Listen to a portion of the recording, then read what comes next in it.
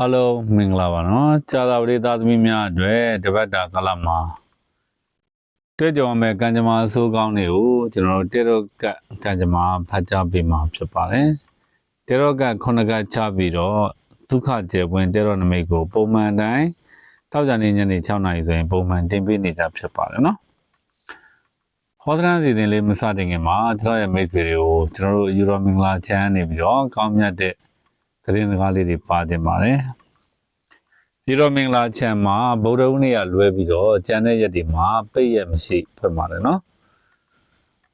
ဒီတော့မင်္ဂလာချမ်းမှာပြုလုပ်တဲ့နေ့စဉ်နဲ့များပြုလုပ်ပေးနေတဲ့ရေရာကြီးတွေဆိုရင်တော့အခါချင်းငွေတပြားတစ်ချက်မှမတောင်းခံမဲနဲ့မေတ္တာတက်တဲ့စေတနာတက်တဲ့နဲ့အခမဲ့ဆောင်ရွက်ပေးတဲ့ရေရာတွေပဲဖြစ်ပါတယ်အင်္ဂါနေ့နဲ့စနေနေ့နဲ့ဆိုရင်နဝင်းပွဲရေရာရှိပါတယ်နောက်တနင်္လာနေ့မနေ့7 နာရီမှာဆိုရင်တော့နိုင်ငံခြားကိုအမြန်သွားဖို့အလုပ်နေရာအမြန်ပြောင်းဖို့အတွက်ပြုလုပ်တဲ့ခုံဖနက်ရရာရှိပါတယ်နော်အင်္ဂါနေ့မနေ့မှာနဝင်းပွဲရရာရှိပြီးတော့အင်္ဂါနေ့ညမှာတော့ပုံမှန်တိုင်းဓာတ်ကြီးလေးပါအလှရရာပွဲရှိပါတယ်တနင်္ဂနွေနေ့နံနက်7 နာရီမှာဆိုရင်တော့ဗုဒ္ဓဘာသာဝင်တွေအတွက်အထွတ်အမြတ်ထားတဲ့ခင်မွန်းကြီး10 ပါးအလူရရာပွဲကြီးပြုလုပ်ပါတယ်။ကြာသပတေးနေ့မနေ့7 နာရီမှာဆိုရင်တော့ရှေ့ဘရင်မင်းမြတ်များအစဉ်အဆက်ပြုလုပ်ခဲ့တဲ့ခေါင်းဆေးမင်္ဂလာရရာကြီးပြုလုပ်ပါတယ်။တောက်ကြနေ့မနေ့7 နာရီမှာဆိုရင်တော့မိမိတို့ရဲ့လူရင်းဆန္ဒတွေကိုအမြန်ဆုံးပြည့်ဝလာစေတဲ့တရားပွဲရရာရှိပါတယ်နော်။အဲ့ဒီရရာတွေအားလုံးကကျွန်တော်တို့ယူရိုမင်္ဂလာချမ်းကမေတ္တာသက်သက်စေတနာသက်သက်နဲ့အခမဲ့ဆောင်ရွက်ပေးနေတဲ့ဧရိယာကြီးပဲဖြစ်ပါတယ်အဲ့တော့တချို့ယူရိုမင်္ဂလာချန်ကိုအကြောင်းမျိုးနဲ့မလာရောက်နိုင်တဲ့လူတွေကတော့ကျွန်တော်တို့ online ကနေပြီးတော့ဘေးရင်ဟောသရန်တွေမှာယူနိုင်ပါတယ်39 09 2029ဆိုတဲ့ဖုန်းနံပါတ်ရဲ့3969နဲ့39လုံး9ဆိုတဲ့ Viber နံပါတ်ကနေပြီးတော့ဆက်သွယ်ပြီးတော့ဟောသရန်လေးတွေမှာယူနိုင်ပါတယ်ကြာသပတေးသားသမီးတွေအတွက်တဲတော်နမိတ်စတင်ပြီးတော့ဖတ်ကြားပေးမှာဖြစ်ပါတယ်။ကြာသပတေးသားသမီးတွေအတွက်ပထမဆုံးကြာလာတဲ့တဲတော်နမိတ်လေးကဘာနမိတ်လဲဆိုတော့ဓာနမိတ်ဖြစ်ပါတယ်။ဓာနမိတ်ရဆိုရင်တော့တဲ့ဓာ9လက်ဆိုတဲ့နမိတ်ပေါ့နော်။အဲ့တော့ကြာသပတေးသားသမီးတွေကဒီကာလတွေမှာဆိုရင်ရှေ့တိုးရမယ့်ကိစ္စတွေမှာရှေ့ကိုမတိုးနိုင်မဲနဲ့နောက်ပြန်လှည့်ကြည့်နေတဲ့ကံကြမ္မာနမိတ်မျိုးကြတာပေါ့နော်။နောက်ကြာသာရေးသားသမီးတွေကဒီကာလတွေမှာလက်ရှိအလုပ်ကနေထွက်မယ်။နောက်အလုပ်တစ်ခုကိုပြောင်းမယ်။လက်ရှိစီးပွားရေးလုပ်ငန်းတစ်ခုကိုရပ်နားမယ်။ပြီးရင်နောက်ထပ်လုပ်ငန်းတစ်ခုစတင်မယ်။စသည်ပြောနော်ဘဝမှာအနာဂတ်နဲ့အတိတ်နဲ့ကြားထဲမှာလွန်ဆွဲမှုတွေကြုံနေရတတ်တဲ့အချိန်ကာလမျိုးဖြစ်ပါတယ်။လက်ရှိအလုပ်ကိုလည်းရပ်ချင်တယ်မရနိုင်လည်းဖြစ်နေတယ်နောက်လုံးမဲ့အလုပ်တွေကိုလည်းလုပ်ချင်တယ်ဒါပေမဲ့အတိတ်ကအယုံမထွက်နိုင်တဲ့အကံတရားမျိုးဖြစ်တာပေါ့နော်ဥပမာအိမ်ရောက်မယ်အိမ်ုံ3,000နဲ့ရောက်မယ်ရောက်ပြီးတော့ပေးစရာကြီးတာလေးတွေပေးမယ်ပြီးရင်စီးပွားရေးလုပ်ငန်းတစ်ခုစမယ်အိမ်ရောက်ဖို့ကိစ္စကိုဆုံးဖြတ်ချက်မချနိုင်တာနဲ့ပဲတခြားရည်ရွယ်ချက်တွေရည်မှန်းချက်တွေကရှေ့ကိုမရောက်ဘဲနဲ့အဲ့မှာပဲရှက်တက်နေတာမျိုးဖြစ်တတ်ပါတယ်။လက်ရှိလောက်ကနေထွက်လိုက်ရင်နောက်လုံးမဲ့လောက်ကကိုယ့်ဘဝအတွက်အင်မတန်မှကောင်းမွန်တဲ့အလုပ်ဆိုတာလေကိုကသိတယ်။လုပ်လို့ရှိရင်လေဧကံဝုချအောင်မြင်မယ်ဆိုတာလည်းဖြစ်တယ်။ဒါပေမဲ့ကံတရားမှာ20%လောက်ပဲ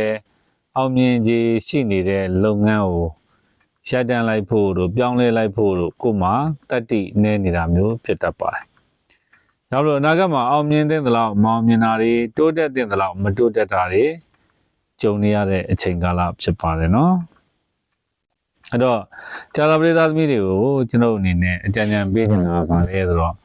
ဒီချိန်မှာဆုံးဖြတ်ချက်ကိုပြတ်ပြတ်သားသားရဲရဲရင်ရင်ချမှတ်ရမယ့်အချိန်ကာလလို့ပြောရင်မမှားပါဘူး။အတိတ်ကိုကြောခိုင်းမှာ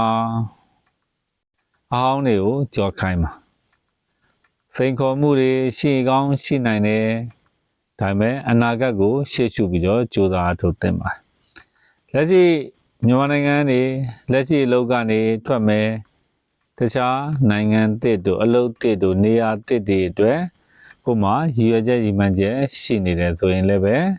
ဒီနမိတ်အတိုင်းဆိုရင်အနာဂတ်ကိုပဲရှေ့ရှုတဲ့ကံကြမ္မာနမိတ်မျိုးဖြစ်ပါတယ်။နောက်လက်ရှိနေတာကံတရားအရလုပ်ရင်ကောင်းမလားမကောင်းလားလုပ်တင်လားမလုပ်တင်ဘူးလားလို့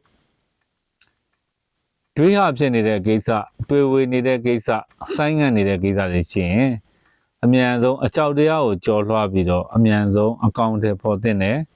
အချိန်ကာလမျိုးဖြစ်ပါတယ်။နောက်ဒီကမှာကျွန်တော်ကြာသာပရိသတ်သမီးတွေအတွက်အကောင်းဆုံးကတော့ငွေကြေးနဲ့ပတ်သက်တဲ့ကံတရားအကောင်းဆုံးပါပဲ။အဲ့တော့အနာဂတ်မှာမနေ့ပြန်ပေါင်းများစွာမှာငွေကြေးနဲ့ပတ်သက်တဲ့အခွင့်အရေးတွေအခွင့်အလမ်းတွေအခြေအနေကောင်းတွေအများကြီးကြုံတွေ့ဖို့ရှိပါတယ်။အဓိကတော့မိမိရလက်လှမ်းကင်လိုက်ဖို့ပါပဲ။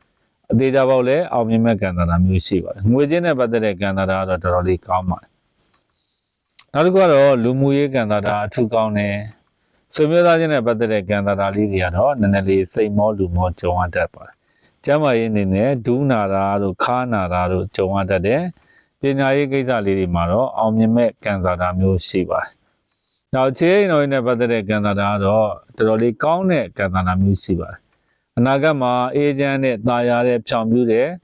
အခြေရေးလမ်းခရီးတွေအိမ်တော်ရေးလမ်းခရီးတွေကိုဖြတ်တန်းရမယ်ကံတရားပါပဲ။အေဂျင့်တာယာမယ်အတိတ်နမိတ်တွေအပြည့်ရှိပါတယ်နော်။ဒါကတော့ကျွန်တော်တို့ကြာသာပရိသတ်သမီးတွေအတွက်တပတ်တာကာလမှာတွေ့ကြုံရမယ်ကံကြမ္မာအဆိုးကောင်းတွေအတွက်ကျွန်တော်တဲတော်နမိတ်ဖတ်ကြားပေးခဲ့တာဖြစ်ပါတယ်။အဲ့တော့အားလုံးကိုခြုံငုံသုံးသပ်ရမယ်ဆိုရင်ကြာသာပရိသတ်သမီးတွေဟာအနာဂတ်ကိုမနေ့ပြန်ပေါင်းများစွာကို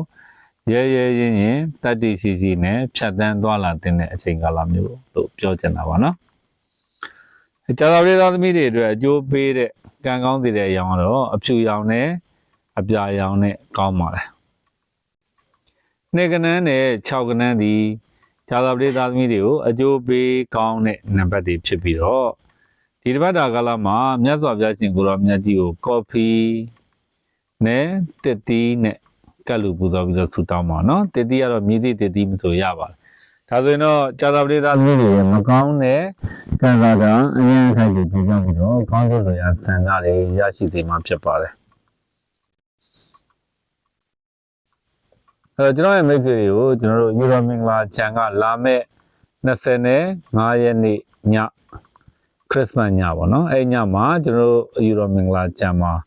အုံရွပွဲရှိပါတယ်ခရစ်စမတ်ညမှာအုံရွကြမှာပါမိမိတို့ရဲ့ကျမ်းမာရေးစီးပွားရေးလူမျိုးအိမ်တော်ရေးစတဲ့ကိစ္စတွေမှာအောင်မြင်ဖို့တိုးတက်ဖို့အတွက်ကျွန်တော်နဲ့အတူတကွလာပြီးတော့အုံရွဖို့အတွက်အားလုံးကိုဖိတ်မှန်ကပြုပါတယ်ကျွန်တော်ရဲ့မိတ်ဆွေကြာသာပရိသတ်သမီးပေါင်းကိုကျမ်းမာစိတ်ချမ်းသာလူရဆန္ဒပြည့်ကြပါစေနှလုံးစိတ်ဝမ်းအေးချမ်းပါစေအစာရည်သာပေါ်ကျော်ပါစေနော်ဆုတောင်းမေတ္တာပို့တာပါတယ်မကြခင်မှာကျွန်တော်တို့ယူရိုမင်္ဂလာချန်ကစတင်တော့မယ် meditation center အတွက်ကျွန်တော်စတင်ပြီးတော့ကြိုတင်ပြင်ဆင်မှုတွေစတင်လှုပ်ဆောင်နေပြီဆိုတဲ့အကြောင်းအားလုံးကိုကောင်းမြတ်တဲ့သတင်းစကားလေးပါလိုက်ပါရစေ